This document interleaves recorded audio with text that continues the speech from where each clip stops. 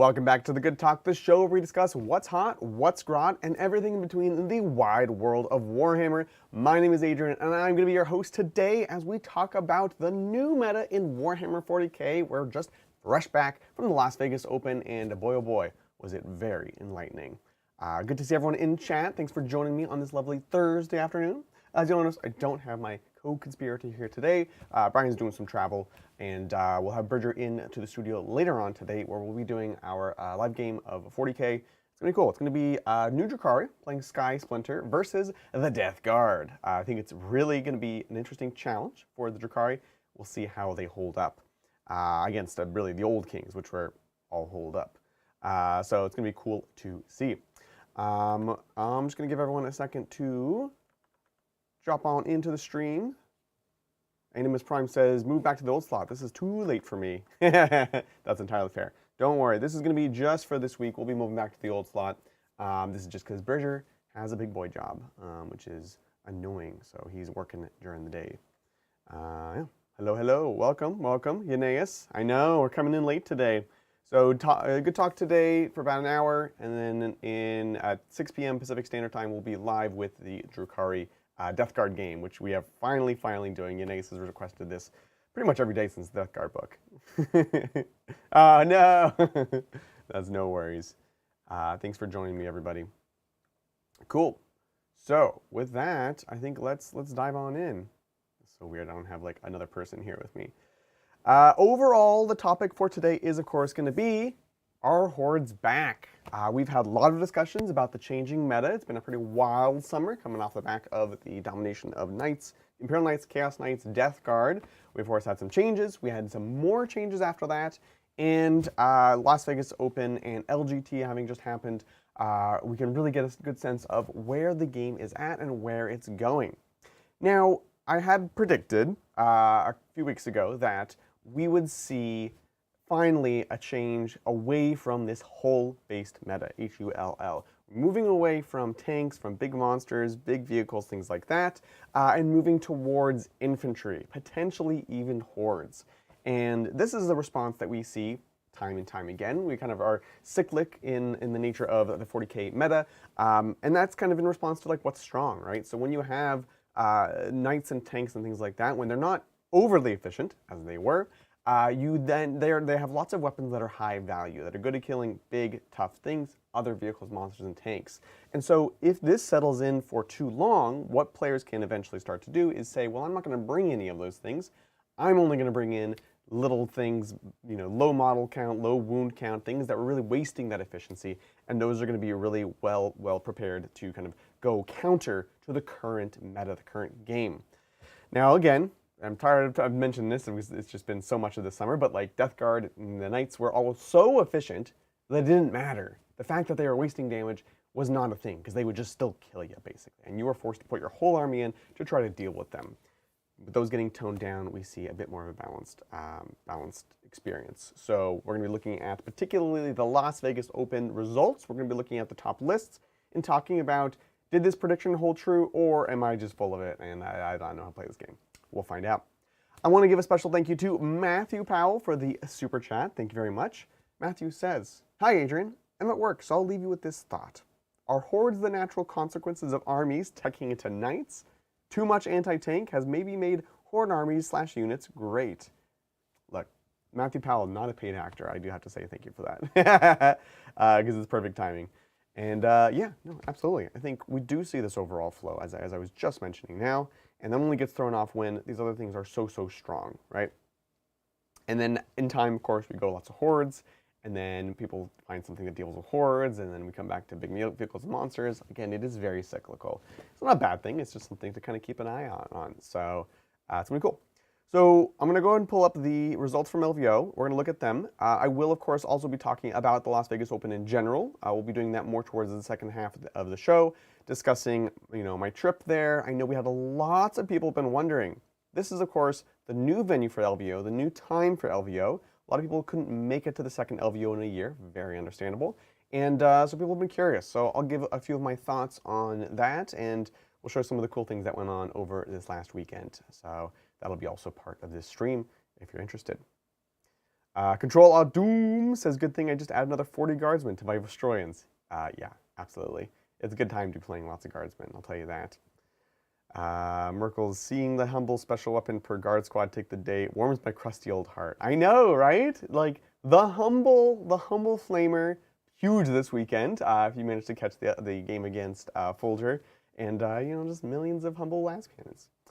I do want to say thank you to Seedrews for the super chat. Seedrews says, so are you saying Boltstorm aggressors are back on the menu? Slowly starts pulling out 18, oh my gosh. I mean, yeah, here's the thing.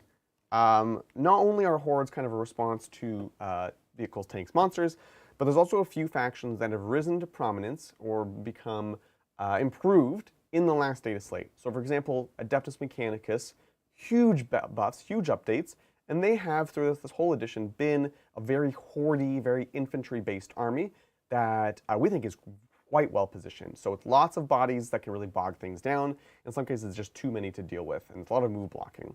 So that's an army that's been improved. Orcs also, with the remover of challenger cards, but then also, of course, various improvements such as Gaz being able to join boys, Gaz being able to go into a battle wagon without taking all the slots, and the splitting commandos all help orcs become much more prevalent. Even if they're not a top dog, it's an army that people like to play, and we're going to see. And so these are all heavy infantry-based lists that are really going to shift the way the game is played. What's up, Nurgle Matthew? It was great seeing you last weekend. Definitely a huge shout out for everything that you've been doing, helping with all the streams, TOing, just an incredible person in the community. So great seeing you. Yeah, Firestorm Blood Angel list poised to dominate. Yup. Working on an all Krieg army. It's a bit hard to fill out every slot I can with Krieg now. I'm figuring out what else I need. Oh my gosh. Yeah, I look, as a guard player myself, I'm like, it's right there, but my goodness, it's so much. So many models. So let's dive on in and take a look. I'm not gonna kind of beat around the bush. LVO was won by Astra Militarum. Big shout out to Wesley St. Hines, or otherwise known as Nemo the Fish, who's been doing very well, who won the Tactical Tortoise TTS event, and then I think they were at LGT. They were at one of the big European ones and actually did really well as well. So this, folks, is not an aberration. Wesley St. Hines has been doing really well lately, and this is his specialty. This is what they play, which is also kind of another through theme you'll see about lists that are doing well. It's also just lists that people know and they can play it well, and that is good to see. I think really we're seeing lists matter, of course, but like player skill and player being comfortable with their list matters a lot. So that's always a good sign for the meta. So Wesley won with his guard list. This was, in fact, the recon detachment that we've been talking about, and you know, for a while people have been saying it's good, it's just a lot of bodies and it's hard to play. And all these things are still true. And so, you know, appropriately the list is entitled, how in the world do people actually enjoy playing this? Wesley, I want to know that question. I want to know how you played all rounds of this. I think it was like 9-10 rounds. I don't know if they played the shadow round. After playing all these events and doing well. The sheer fatigue, both physically and mentally, my God, I don't think I could do it anymore. So we've got recon element. So this is, of course, all about infantry. It's about movement shenanigans, things like that. And we've got lots and lots and lots of bodies. So we've got 3 Cadian Castellans. We've got a Cadian command squad, another command squad, and another command squad. Gaunce goes for that sweet low-not Puppy Downy. Creed, of course, you're playing lots of infantry, lots of regiment specifically, and so you're going to be able to get those CP refunds. And then prepare yourself for 1 million bodies, because we've got 20 Cadians, 20 Cadians, 20 Cadians, 20 Cadians, 10 Catechins, 10 Catechins, 10 Kriegers, 10 Kriegers, 10 Kriegers, 10 Kriegers, 20 Kriegers, 20 Kriegers, 10 Rough Riders, 10 Rough Riders, and a Scout Sentinel. It's just all body. He has one 65-point vehicle. The characters are all infantry, and it just floods the board. It does movement shenanigans, reactive things, and it's just good Warhammer, you know? You can absolutely see this list played on definitely the GW stream. I'm not sure if it ended up being played on Joe's stream on War Games Live, but definitely check it out. There were some great games there. And it's just the complete opposite of like what we're seeing, right? So a lot of high value weapons are just wasted into here. So it's very, very strong. We'll talk about some things that do well into it, and it's not a matter that, I don't necessarily matter that they dodge those pairings so much as it is like does well into some of the things that are very strong right now. So for example, if we take a look at, we're going to jump down to number 3 here. Good old Folger Piles, who of course won Worlds last year, who won Nova this year, playing Eldar, which is his specialization. And we can see Eldar are considered by many to be the best army in the game right now, right? Yeah, exactly. And this game was shown on the GW stream. You can check it out. And no, semis? Gosh, I'm mixing up my streams. There's a lot of games this weekend. Anyways, so this was Warhost, very similar to his Nova list, but adjusted a bit with the points increases. So Warhost for lots of movement shenanigans, turn off Overwatch, things like that. We've got Eldrad, Fuegan, Jane Czar, so I'll just say it now. Fuegan goes with 10 Fire Dragons, Jane Czar goes with 5 Howling Banshees, Lycus with 5 War Spiders, Malgan Ra with 5 Dark Reapers. I personally was leaning towards and working on 20 Fire Dragons, but in matchups like this, I'll tell you, I'd much rather have those Dark Reapers than the Fire Dragons. 5 and 5 Void Reavers for those little trades, so you can see he cut down one of these squads. Wave Serpent, largely for the Fire Dragons, but that'll depend matchup to matchup. The Dark Reapers and Malgan Ra go in the Falcons, so they can pop out, get reroll wounds, hop back in. Fire Dragons, as we mentioned, Howling Banshees, as we mentioned, 2 units of Rangers, just nice, cheap screening, reactive moves, very important in these matchups. 3 units of 5 Hawks. Folger was not running the 10-man, so didn't really get hit by the big increase on the Hawks here.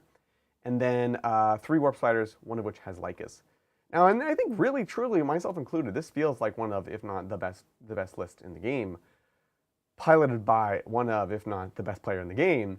And but when you have 1,000 bullets and lots of screening and lots of movement shenanigans, it's a pretty good matchup against the Eldar. Eldar will have lots of move blocking right back at them. So it makes for actually a very interesting game, but this guard list is well equipped to go into the Eldar, who they themselves have been sort of a counter meta pick as we leave this Imperial Knight, Chaos Knight meta. Yeah, a lot of talking, excuse me. Shiny things, we will look at that list. I'm very excited about that. It takes longer to play against Horde than play Horde.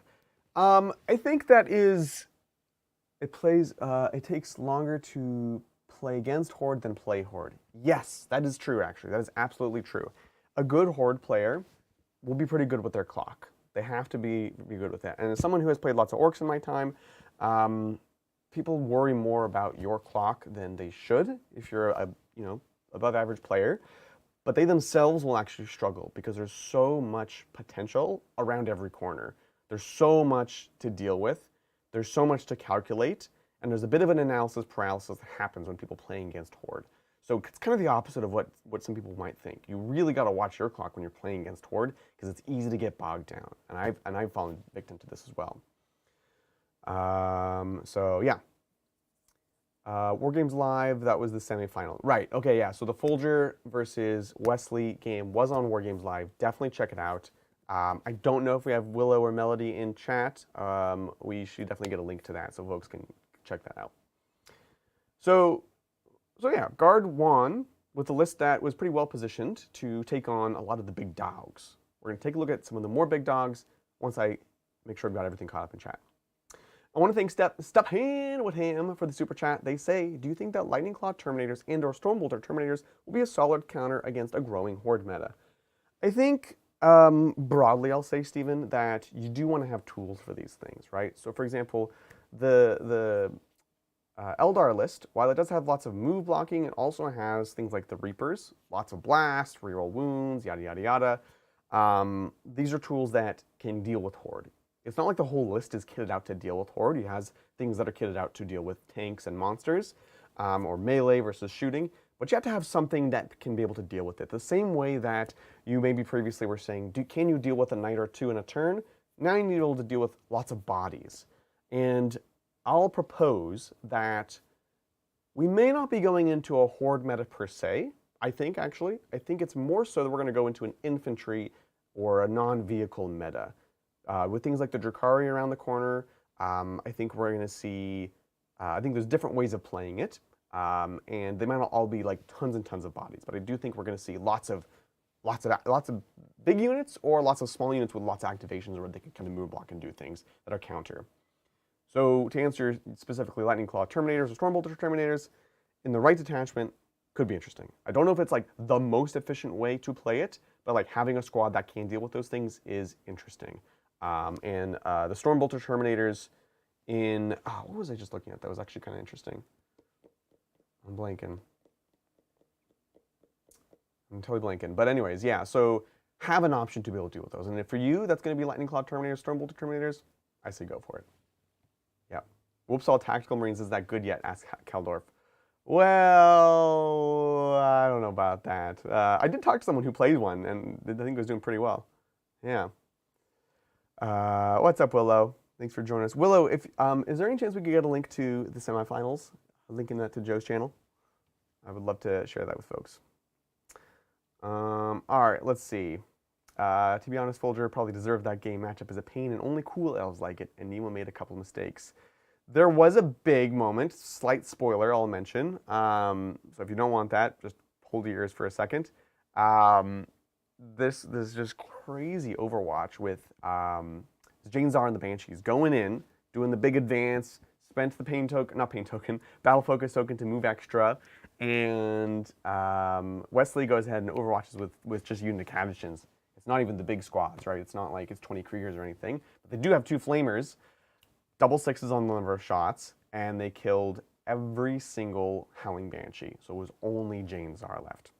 Now Jane Czar can advance and charge with her squad, only if she's leading a squad.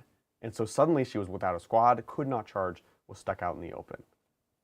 Ridiculous odds. Ridiculous odds. Like, sure, odds are they kept pick up a few Banshees, but not enough to stop it. That was just crazy, crazy bad luck. You know, it's like maybe he could have prevented the Overwatch with the battle focus token, but like at the same time, the movement was super important, and the odds of it actually happening were just nuts. So sometimes, even with the best players, bad dice do happen. So I would not don't lose any sleep over that for sure. You think Drukhari are going to be meta-defining? I don't know if they're going to be meta-defining, but I think they're going to be part of a meta that involves lots of infantry and lots of little squads, or lots of infantry, I'll just say that. So I think they're going to be hard to play, and I think that they're not going to be the most common, but they will have the tools to deal with these armies. They would have struggled more into the knight meta, but if we do end up moving towards more infantry, more models, things like that, then they'll actually be in a pretty good spot. There's always the danger of getting overrun, but they've access to a lot of fight first, reactive things. They can do lots of move blocking themselves. So I think they will be better in this world than they would have been in, you know, the 1-2 months ago. So yeah. Eldar is still kind of broken. Frankly, yeah. I think Eldar is still probably one of, if not the best game. So yeah, pretty sweet. A Control to Doom, yeah, I don't think it was a mistake. I think it was just unfortunate, and that happens. So let's go ahead and take a look at some of these top lists. Arik also points out a great point. I don't think hordes are going to hit everywhere, as to pilot a horde correctly under a time limit is hard. Absolutely. I don't want to play horde armies. I feel like they're going to be good. I think this is a great guard list. I've been avoiding even just playing 2x20 boys, you know, like I don't know if I can physically do it anymore, not emotionally, mentally do it anymore, because it's so exhausting. So that's always something that can help. T surprise, Eldar broken, that's new. Let's take a look at the Death Watch. This ended up being in the finals, actually. So Death Watch in the finals 2 years in a row for LVO, pretty sweet. And honestly, this is a pretty unassuming list. I think there were many lists throughout the weekend that were like performing well, but you look at them and they're like, they seem fine. They seem like a normal Warhammer list, right? So we've got Death Watch, Black Spear Task Force, of course, Uppy Downy, all the cool special ammo shenanigans, which is, of course, good to be adaptable. We've got the Captain in Gravis armor with the Thief of Secrets. That's the big old extra damage. Pretty interesting. So we're not seeing that in the Assault Intercessors here. We do have a Judiciary, which grants deep strike and a free rapid into their squad. Spoiler, we have to put in that, we can put that onto 5 Death Watch veterans. Sorry, 5 and, yeah. Oh, there it is. Yeah, I'm like, there's a big one. A 10 and a 5 Death Watch veterans. So depending on the matchup, could flip these two around, because we've got next up the Watchmaster for the advance and charge. Tome of the Exoclades is a double oath once per game. So we have a little bit of flexibility there depending on what you're trying to do. If you want to be more aggressive, you can give the Watchmaster the big squad, so they advance and charge in. If you're trying to like if it's a melee matchup, then you can have the Justiciar in the big squad, fight first around a corner, is pretty great. So 10 and 5 Death Watch veterans, 5 Intercessors sitting in the back, classic for Space Marines at this point. 2 units of Death Watch Terminators, kind of what we've been running in the studio. 3 feels like overkill. Unit of Incursors, given +1 to hit to the kill team squads, it's always good. Indomitors, which are criminally undercosted now, 250 points, with the usual loadout. We've got, we do have 3 aggressors in there. There you go, guys. But they're Flamestorm, they're not Boltstorm. So 2 of those, do they each get a captain? No, just 1. So 1 gets the Thief of Secrets, grab as captain. And sometimes, maybe even none, I could see it. Because it's just half damage, go fight, kill things. But the CP refund, the CP reduction on the big strats is nice. And then finally, Infiltrators to infiltrate, block out deep strikes. The Thunder Strike gives you the +1 to wound on a monster vehicle. Again, important. You have the extra strength on the Indomitor, so you're going up to strength 11 on your Meltas, but as we saw recently when we fought against Orcs, if you're going into something tough, it's still a little bit questionable because you don't have that +1 to wound oath. And then finally, just a unit of 5 Vanguard Veg Squad. Pretty interesting, just a little tech piece, I imagine. So, cool list. Again, pretty normal. You know, you've got a supporting tank, you've got some infantry squads. It's a nice, well-rounded list. I like to see it, so it was cool to see it do well. Yeah. 120 Guardians. Nice. That sounds awesome, Baltech. I think Guardians are also great. The Guardian detachment is cool, and the Guardian bombs can be very tough and very scary. I think, again, it takes practice. It takes discipline. All this comes down to those things. If you like a list, if you're interested in a list or a style, play it. Practice it. It matters so much. I did quite well at Nova. I just barely missed the top cut with my guard. It was not a top tier army, but I've been just playing it very consistently at lots of events, practicing it, and it really feels like practice is rewarded more than ever right now, which is cool. So Guard first, Death Watch second, Eldari third, Chaos Knights in fourth, and I think this is a very interesting one to take a look at. This is, of course, Ben Jurek's list, who was also coming right back off of Challenger Cup, so definitely tired, definitely wanted to play something that was less models. So, as he says, if it's not broke, don't fix it. This is after all the nerfs to the Chaos Knights, as we mentioned. This is the Infernal Lance, who particularly got hit. This is your classic triple despoiler double Gatling cannon list. Terrifying. What's up, Doc Mel? Thanks for joining us. This list does something interesting. It says, you know what? I'm going to stick with the Knights, the Chaos Knights. And I'm going to stick with the Gatling cannons because the problem with Gatling cannons still today is they just kill anything. Anything. This was one of my 2 losses at Nova. And he didn't even have all the Gatling cannons, funny enough. But it was the Gatling cannons that ultimately did me in. These things were hitting my Dorns, wounding my Dorns on 6s. And I still died to them because it's just so much volume and they can get access to lots of keywords, they can ignore cover. So we can get through big tough things. Alternatively, it's actually quite good into these hordes, right? You're losing some efficiency with damage 2 into the guardsmen, but you just just kill everything. Now, Ben ended up taking out Skari, who we'll see a little bit further down the list. Sorry, was Skari's first loss. And Skari ended up still making into the top 8 despite that, which is cool. But it's just it's a ton of volume, and every activation that he shot at a Drakari thing, they just died, right? That's expected. The Drakari's job was to not be seen, and if you're seen, you're going to be killed, but hopefully you can do your job. So triple despoiler, we've got Carnivore, Carnivore, Stalker, Stalker, Nurgling, Rodigus. It's almost exactly the list that I fought at Nova, just swapping out the couple battle cannons. Maybe there was a thermal, and just going all Gatling cannons, which I think is the way to go. So these can kind of go play the mid board and just put pressure on. You got some scout moves up in there. Rodigus sits there and is doing a ton of work for 250 points, just bogging up, making things hard to score. And you know, kudos to Ben. Like, it's still a great list. It still goes the distance. There's still lots of things that are teching towards it. Most of the other guard players I saw were not running 200 bodies. They were instead running like triple Vanquisher, which I quite like actually. I might consider dropping a Dorn for a couple of Vanquishers, just because it's nice and well-rounded. So, you know, nice job. Chaos Knights still in it. Moving down the list, we're going down to number 5 here. This is Durante Glinisir Bozzini with the Tau. And this is pretty cool to see because this was showing that Riptides can work, and the increase in strength to them was enough because they didn't really get many changes beyond that. So let's take a look. It's Kalyan, so playing to the late game. It's cool. We've got Shadow Sun, nice, giving some rerolls there. 10 Breachers, 10 Carnivores, 10 Pathfinders, standard stuff. I don't even know if there's a transport for the Breachers, no. We've got just 2 units of Stealth Suits, instead opting to go with the double spotting from the Pathfinders and saying that's basically enough, which is totally fair. Just a single unit of Vespid for uppy downy scoring.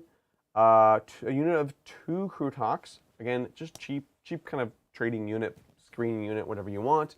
Ghost Keel, pretty interesting choice. They're going to kind of brawl in the middle, be awkward to deal with, tough to kill, also contest those middle objectives, while Piranhas are going up and, you know, doing normal Piranha stuff, scoring, doing things. And we get to the meat and the potatoes. Oh, there's Devilfish. I stand corrected. So we do have a single Breacher Bomb in a Devilfish. So that's a nice way to project out, fill up objectives. 3 Riptides, all with the Ion Accelerator, of course, the missile pods. Pretty interesting, going with the twin smart missile systems.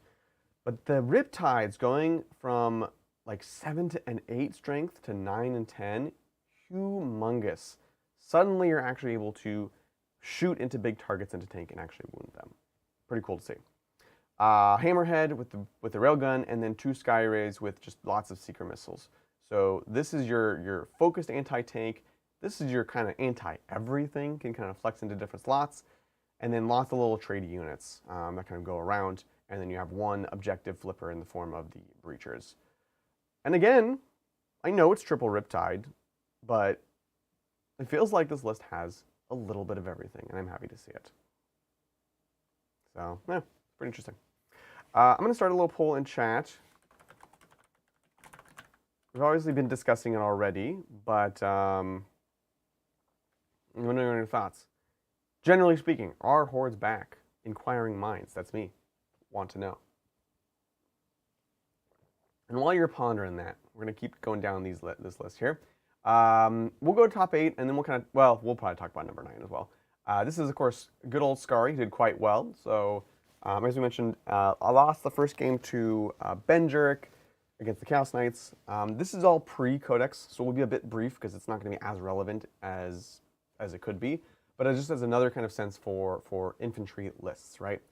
We've got Skari, Reaper's Wager, naturally, Archon with the Arch Raider so they can give Scout to his squad, the Beastmaster, putting people in jail and doing cool stuff, Drazar, Master of Blades, for the +1 to wound, Lilith, of course, has been fantastic, Urian, rest in peace, gets back up on a 2+, and is very awkward on that first expansion objective.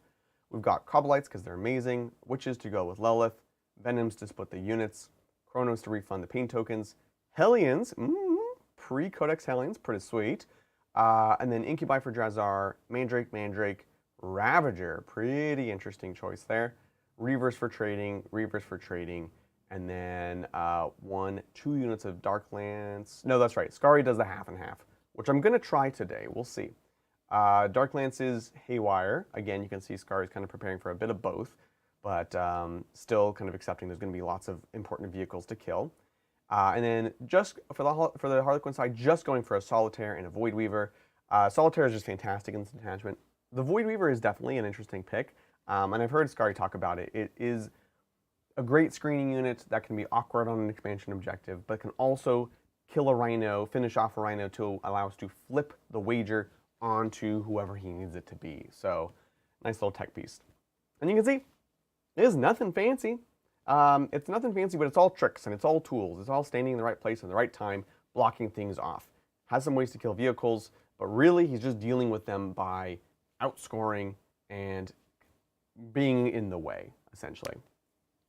So it's a cool list and well played by a great player. So again, I won't belabor Scari's list just because it's gonna be all different. Yeah. Can you legally run 250 crude hounds? That's 2,000 points on the nose, right? Yeah, exactly. How big do the squads get these days? I don't think you can run that many because they don't gain battle line. So like even if they go up to squads of 8, which would be what, 2 boxes? That's 8, 16, 24. But you can run lots of crude. That's cool. Yeah, so we'll see. Yep, this is the final send-off for the Index Drukhari. Moving on down, let's take a look at Donovan Silo, who played Grey Knights.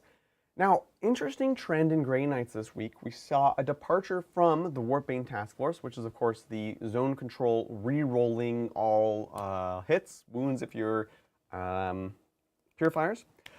And we saw lots of Banishers, which is the Get 'em detachment. This is getting lethal or sustained depending on what you need. And it's cool. Cool to see. I like this detachment. It's got some tricks, of course. Beware the Shadowy Mist. This, yes, I believe is the one detachment that kept the Mist of Daimos stratagem, which is the go back into deep strike or move when someone moves close to you. Scary stuff. Brotherhood Librarians, very popular this weekend. Castellan Crow for the big brick of purifiers. We've got a Grandmaster Nemesis Dread Knight suit with the Sigil of the Hunt.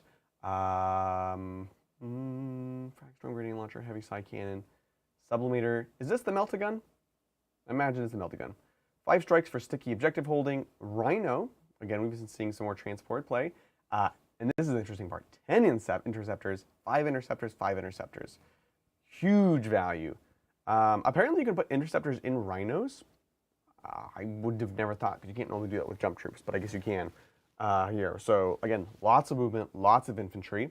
We've got a focus here on the 4-man paladin squads, which are just efficient enough to get good damage output, but also not invest too many points. 180 points for a brawling unit is not bad.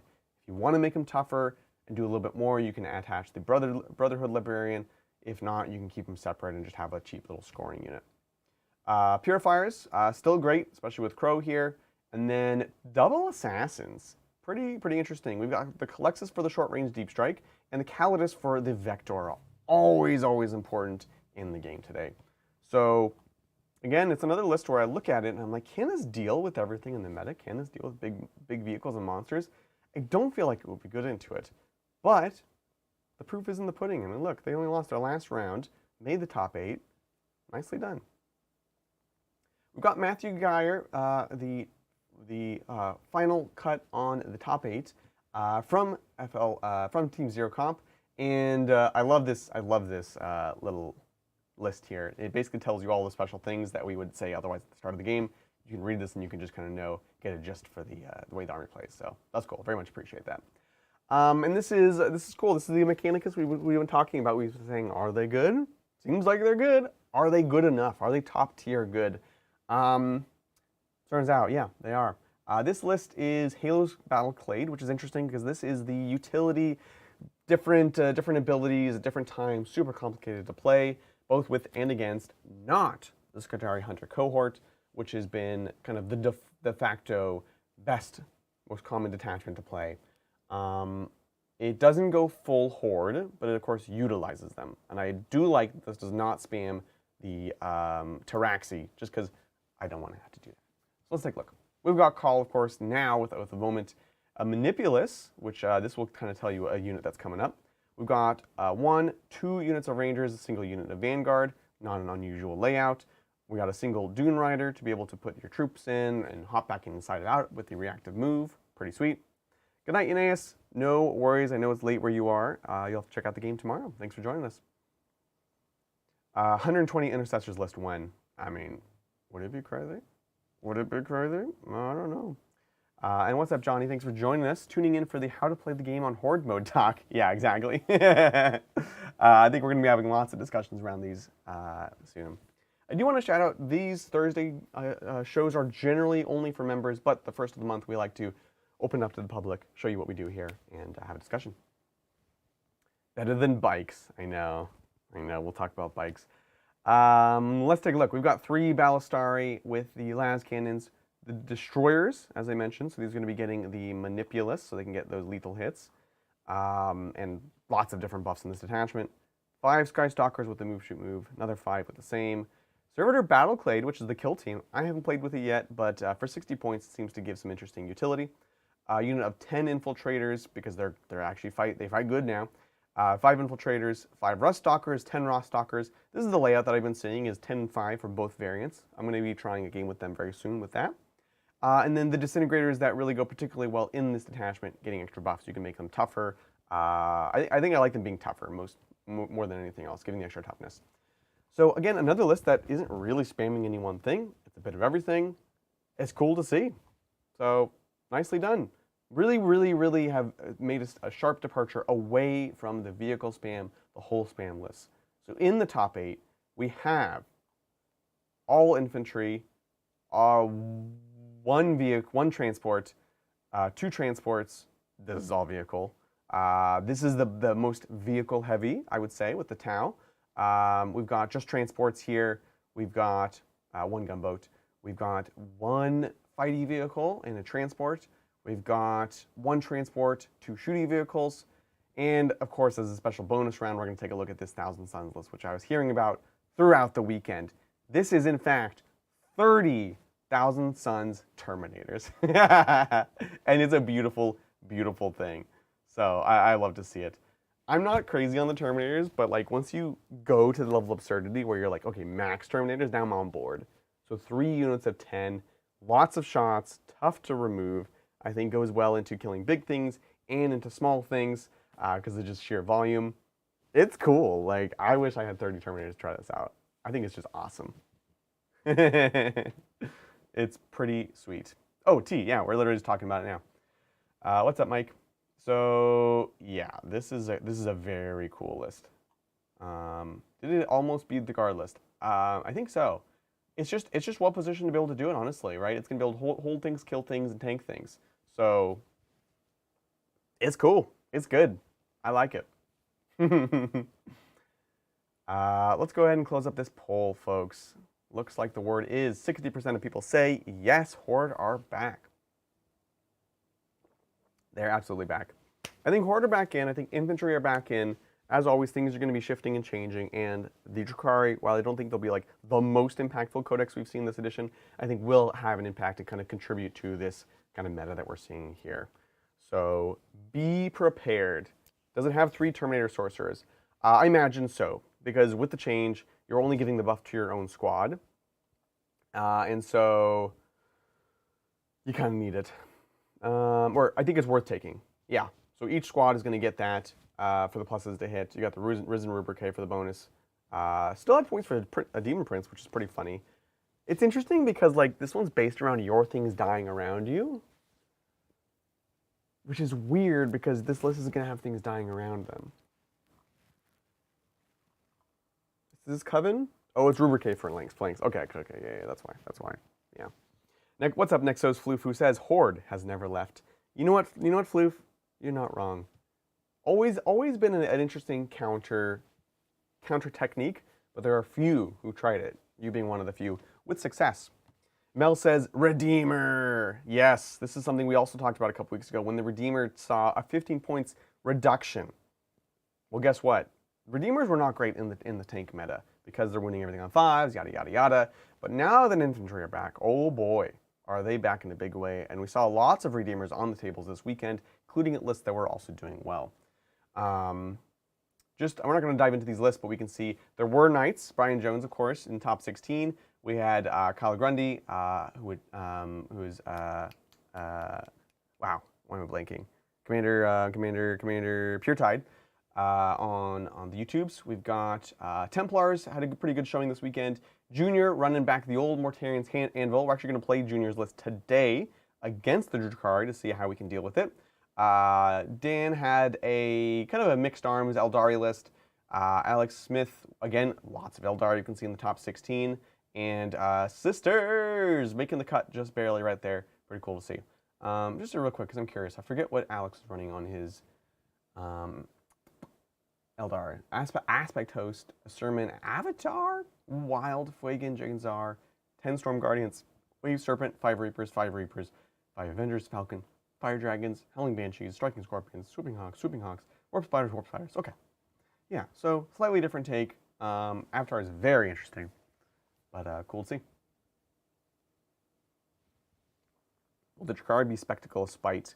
No, it's going to be Sky Splinter. I want to play Spectacle of Spite because I really like it, but we haven't played Sky Splinter yet, so I think it'll be interesting. And getting all the Lance will be important because he's got lots of holes. So I've got lots of Incubi with +1 to wound, which will be, I think it's going to be a pretty interesting game. We'll see.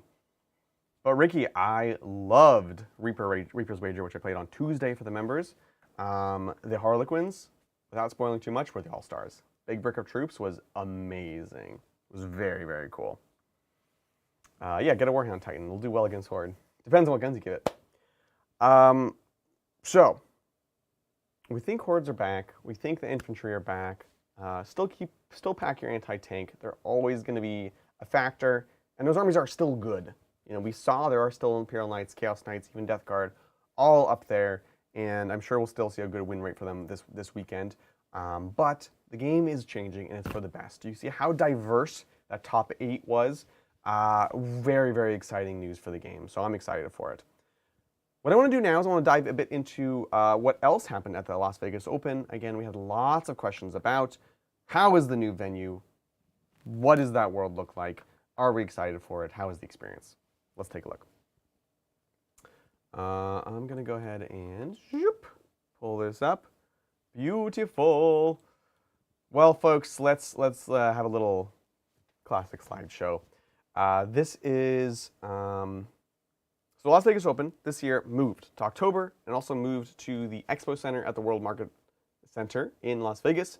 It was away from the Strip, way away from the Strip, so it is a little bit of a journey to get back there. That is a bummer for sure. I'm not going to make excuses for that. And it was officially hosted this year in the Golden Nugget, which I would be lying if I said it wasn't a little bit cursed. That hotel, I'm pretty sure, is haunted. It is very old and nothing makes sense, and they seem surprised by every little thing that we asked. So yeah, that was I don't know about the Golden Nugget. But there is a hotel right across from the Expo Center, which literally they just finished building. It was the only reason that wasn't like part of this year's LVO really. So might be looking at that next year. There's also lots of other hotels that are pretty nearby. If you're going to drive or take an Uber, it's going to be pretty similar costs anyways. So I think it's cool. However, the Golden Nugget did have a water slide through a shark tank. I mean, come on, that's pretty dang cool. Like let's be honest. I was only sad I didn't get a chance to go in it. But it being in October, the weather's actually still quite warm, so you can actually spend some time in the pool, especially if you bring friends and family. So I prefer this time. It's much better than like the tired and broke after the holidays of January. That's just my personal take. Other than that, Nugget was cursed. It was right off of Bridger Street, which is cool, and the Bridger Inn, which was as terrifying as we thought it was. So that was funny to see. So Bridger Inn. And of course, we were right based off of Fremont Street, which is the old school Vegas, lights everywhere. They have this huge, crazy like tunnel. It's cool to see, but it's a lot. And as they say in Vegas, the party never ends. What is it? This was in our room. The fun never stops in Las Vegas. Sleep soundlessly. Complimentary earplugs, which are right underneath this little note. And I thought that was just a comment on other people in other rooms, but no, this was just the noise from Fremont Street. So it was relatively loud. So something to keep in mind if you're looking for venues next year or looking for hotels for next year and you are a bit of a sensitive sleeper, take a look. You might want to stay somewhere that's a bit farther from Fremont Street. But it was a great time. Yeah, looked at Vegas prices and they straight up priced me out of LVO. I know, everything's so expensive these days. It's pretty wild. Maybe take a look now, like right now, start looking for next year. I believe they have the dates, and see if you can get something booked up. If you're willing to drive a bit more, you can save a lot of money, but of course, that all is time and stuff like that.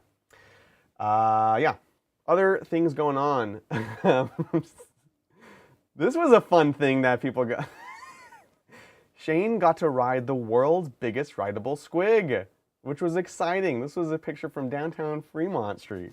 Check it out. It was a great time. That's all I'll say on that. It was an interesting trip. We got to see lots of friends, of course. This was Mr. Stephen Box. I had a great talk with him at the Live Lounge, where we talked about like how do you balance games, how do you do narrative play versus competitive play, how do you make sure you're telling a story that everyone's excited to be telling, and that was a good chat. So that was actually broadcast over on FLG. You should be able to check that VOD out. And got to see some other cool friends. This is, of course, Tattoo Tabletop themselves, which you can check out on YouTube's. One of the best parts about these events is just it's an excuse for everyone to travel out, get together, and say hi. So it was cool to see them. We, of course, had our own booth here, which we always do, but this year it was the first time we were bringing Wildwood, our own game, out into the wild. And I had fun making these little prototypes. These were little 3D print models of the sculpts. We're doing some finalizations on the sculpts, but I just wanted to, you know, get something out there, get people painting the models, tagging them up, and checking it out. So it was just a cool thing. And a big thank you to everyone who showed up, who play tested and tested Wildwood, and who was able to get a copy of these models. So it's definitely very cool. If you're interested, you can go ahead and check out Wildwood game and become part of it. We do have that didn't link at all. We have a Discord, you can become part of it. So lots of folks trying stuff out. Lots of demos were run. People were super excited about the big models. Mel doing some knitting. We've got Melody here playing the demo. They'll be running the demo. And it was great. Everyone who checked it out really, really enjoyed it. We're all immediately like, where can I get this game? I'm like, not yet. But we'll be doing Kickstarter in the spring. There's the Discord link. I doubt this pixely image works, but it was cool to see. So you can see we've got all the models there, everything all lined up. We did have a meetup, a couple meetups, of course. This was the public one on Friday night. Folks managed to find us. It was tricky in the new location, but I know now where to give the instructions to. We were going from one end of the hall to the other, and they actually brought kazoos, which we discussed on the Monday stream, and they showed up with the kazoos after all, and we had a great time. So big thank you to everyone who showed up. We really appreciate it. It was cool chatting with Heather, chatting with Chris. We got to play some cards, and it was just a great time. So Shane honestly did great. So Shane brought his Custodes, kicking and screaming the whole way, but day one was 2-1, and day two went 1-2. So I ended up 3-3, but honestly, I think he did quite well. He went up to some really tough matchups, and again, another example of just like play what you know. He had very, very close losses.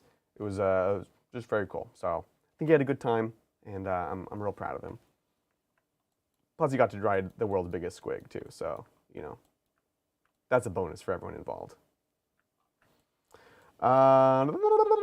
Let's see. That's Mel. She's pretty cool. One of these other images. This was a cool shot of Melody in a duel against another orc. So this was the battle for the point between the trucks. I don't know how this ended. It will, though, if you're still in chat. Do you know who won this battle of the orcs? It was pretty sick. And of course, Harborn Vortex Gaming with his Votan against the Black Templars. The Templars were being extremely aggressive here, but luckily this was a moment right after these Templars had just failed a critical charge, and let me tell you, Harborn did not go easy on that unit. But yeah, cool stuff. We had some cool temporary tattoos for Wildwood characters. So we were all sporting those throughout the whole weekend. Pretty amazing. And this was really cool. We have spoken with this person for a long time. They have this really cool, like, wood-carved Revenant. This big? No, that's bigger than the Revenant. Anyways, it's one of the Titans. And this is actually what they do. They do, like, they do wood whittling, and they had, like, cool machines, like wands and tools and knitting tools and things like that. So it's all, like, wood-based, around, like, different types of wood. And so you can see each part of this this Titan is a different material, different part of wood. Piece of wood. So it was cool. He also had a Phantom, or Vampire, I think, Vampire Raider. It was really cool to see. So, yeah. Melody won that game, I think, but it's a blur. Yeah, that's fair. This was cool. We had Ross, of course, from AMG come on by, say hi, try out the game, which was awesome to see. Again, more demos will be running in. This is a friend of ours locally. Mel took a paint class, two paint classes actually, with Marco Frazzoni. The paint classes were cool. I think the new space was pretty interesting. It was nice. It was quiet. There was lighting everywhere. It's not cramped into one of those tiny little Rio rooms. And this was her reaction to her disgusting Nurgle model she was painting. But had a great time. She's definitely going to be signing up for more. So Mel did a undershading and kind of contrast paint class. And then she did an oil paint class, both with Marco. And then Lindsay did a skin class, which looked really cool. She did a cool bust. I'm blanking on who was teaching that class, but they both had a good time. So it was cool seeing the space. I think I have an image of that. This is Melody pondering the truck battle. It was a pretty great reaction shot. And then, of course, Mr. Jake Jacobson from Frontline Gaming, who's a wonderful host and ran a fantastic event. So definitely shout out to Jake for that. Here's some images from the hobby space. So here's Kaha running her class.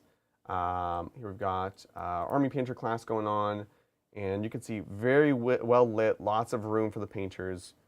It felt like a much better experience, so I'm really excited to see the future of that. This was the infamous bedazzled sisters that we found. Like, this is nuts, first of all. And my first reaction was like, oh, bedazzle, like, it's like easier than painting, right? Because you can just put some glue on, you throw them on. No, no, no. If we like enhance, they're like perfectly bedazzled in all these rows, like concentric rows all the way across. This is madness. Like, this is not an easy hobby project. So I just thought it was super cool, fabulous. When are we gonna do Wildwood shirts? Good question. I'm not entirely sure. I'll let you know though. I want to do some more products before we get to the before release and everything like that, because I know people just want to get stuff. So thanks. Impressive and horrible, yeah. This is our buddy Clint facing off on the War Games Live. Oh no, this was Tabletop live stream. My apologies, guys. And then of course, this is Scary facing Ben on the War Games live stream. We've got, of course, Jack Harpster commentating in the back, and this was a cool one. Highly recommend checking it out. Talk to Bricky, yeah, exactly. And then in the hobby showcase area, it was a little bit tough to find. I think the location I changed last second, so I think I'll probably recommend they do some more signage for it, because it was out of the way, but it was very cool. The models were in their own room, off to the side, with like guards and everything. And what this let them do is give them more room to breathe. They were all incredibly well lit, and it was just a really nice experience to be able to walk through and see all the things. So really excited for it. A lot of time when you go to these conventions and you see the entries, they're sitting in a case. The case is like not really well lit. There's lots of glare. People are cramming around it. And it's just like not the best experience. This was great. This was a really cool layout. So again, shout out to Verko's Vault, who was running all the paint hobby stuff. And it was just nice. So these are just some cool models. I don't remember what categories they're in, but just really cool things, and just like mind-blowing things. My photos do not do them justice. Frankly, I only took these photos so I could look them up later and see their better images online. So Michael Contreras, just incredible, amazing work. Like just, amazing. And you can see I really like this gesture. If anyone knows where this sculpt is from, I would love to paint one up. So cool.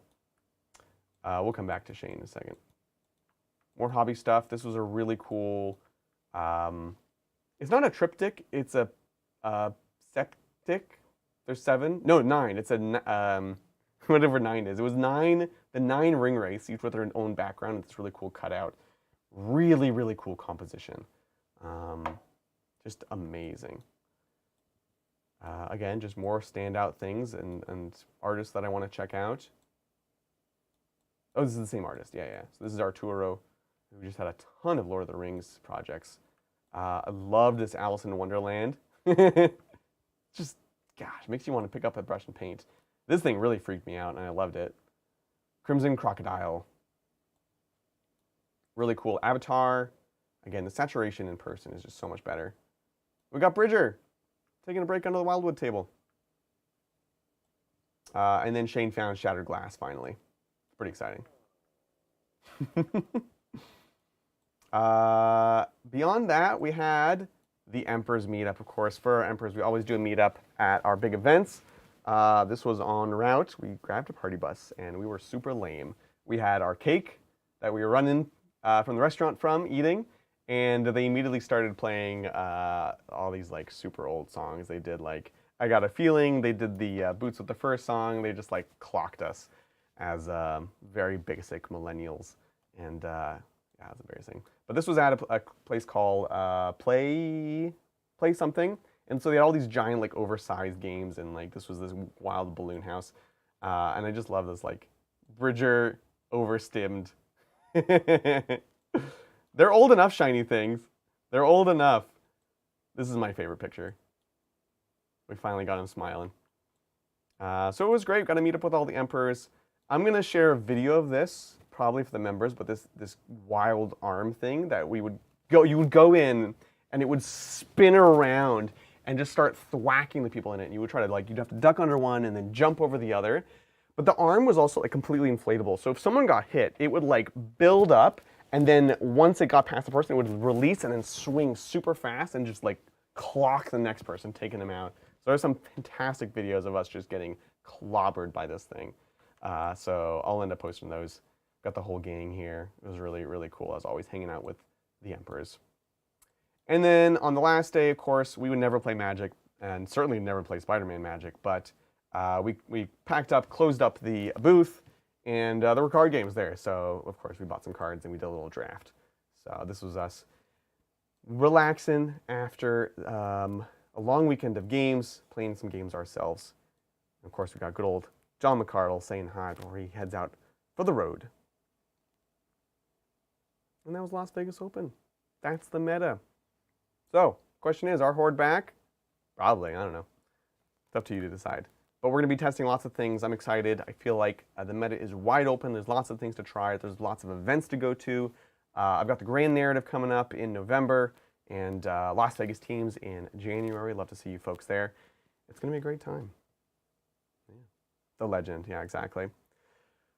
Well, folks. Oh, my mic is crackly every time I stretch. I won't stretch. That's what I got for you today. We do have a stream. It's going to be in just 2 hours. So I'm going to take a break, get some lunch, start setting up for the stream. That'll be at 6 p.m. Pacific time. Again, unusual time just because Brian's traveling. So we moved everything down. I'm going to be facing against Bridger. It's going to be cool. And hopefully you join us Saturday. We have a really fun pre-recorded game where we tried for the first time ever the asymmetric missions that GW sent everyone, but nobody played. And it was actually a lot of fun. So recommend checking it out. I think it is a fantastic episode and a fantastic game. Did I miss anything? Sweet. All good. Just checking with Lindsay. Well, folks, again, highly recommend checking out, everything else out. Consider becoming a member if you want to get access to these Thursday talk shows, as well as voting for what we play on Tuesdays and other behind-the-scenes video, including the clobbering video. I'm holding that one ransom behind the membership wall, so exciting stuff to check out. Are you going to do the rack boat? I really wanted to do the rack boat, Ricky, but it just felt like such a meme. It felt like so much of a commitment for a thing that was like, meh, just okay. And I already had to make lots of cuts in the list. So I made what I think is genuinely a good Sky Splinter list. And we'll see if we're up for the challenge against Mortarian's Handle Death Guard. Wonderful, folks. Well, that's going to do it for me. Really appreciate you all hanging out with us. I'll catch y'all next time on the tabletop. Bye!